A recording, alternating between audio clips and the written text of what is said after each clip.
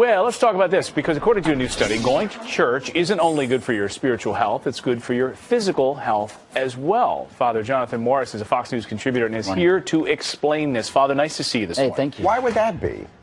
Well, the author of this article, which was a guest columnist in the New York Times, she explained that when she studied people who have gone to church, blood pressure has come down. They're happier people, basically.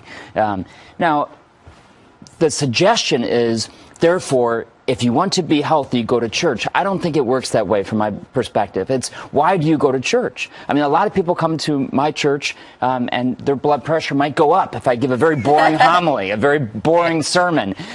But if you're going there first and foremost to worship God, right, and not what you can get out of it, well, then you end up getting a lot out of it. Does that make sense? So you shouldn't go, well, I'm going to try to improve my health. I guess I'll go over to church this Sunday. Yeah, you might be disappointed. Yeah. Maybe not. Yeah, well, you want to get your LDL and your cholesterol levels in check. I'm going to go to church this weekend. That's right. But, I mean, it's a great byproduct, and this could be a great benefit for people who want to improve the quality of their life, that we see that through spending a few minutes in meditation and quiet contemplation in church could really do incredible things to your family and to your well-being.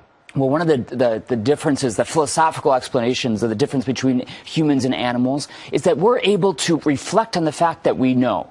Okay? That we're able to reflect on the fact that we know. Okay, that is an arrow pointing to a spiritual nature. We have a spiritual nature. So if you decide, okay, yes, I'm a spiritual nature, and we hear that a lot. I'm a spiritual person, but I'm not religious. Well, if I decide that I'm not going to do anything about my spirituality, in other words, I'm not going to cultivate it, well, then we're not going to be fully human.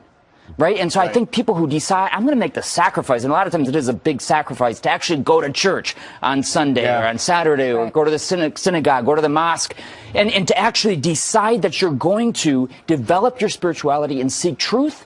Well, then you're a more whole, integral person. Right, and Christians still have bad habits, but some of those bad habits are at least minimized. You may go to the bar a little less, is what the author from this article is saying. But I want to get to some other big news. I get distracted by going to the bar less. You can go to the bar. That's okay, in my opinion. Not Just less. Depends what you do at the bar. Listen, I'm not drinking anymore. Okay. I'm not drinking anymore. anymore. And I'm not drinking any less. That's the problem. This is big, though. We want you to tell us about this, because you have some very reliable sources saying that Pope John Paul II is going to be canonized in a few months. Well, it seems that, well, the last miracle that was needed to attributed to him, to his intercession, has been approved by the Vatican, and it looks like somewhere around October 20th we can expect Pope John Paul II, a man whom Catholics and non-Catholics came to love worldwide, will be canonized, meaning he'll be proclaimed to be a saint, a holy man. And I think we need spiritual heroes.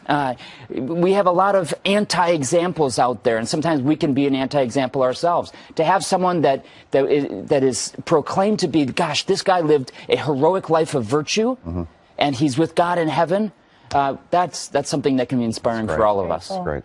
Good to see you, Father. Hey, thanks very much.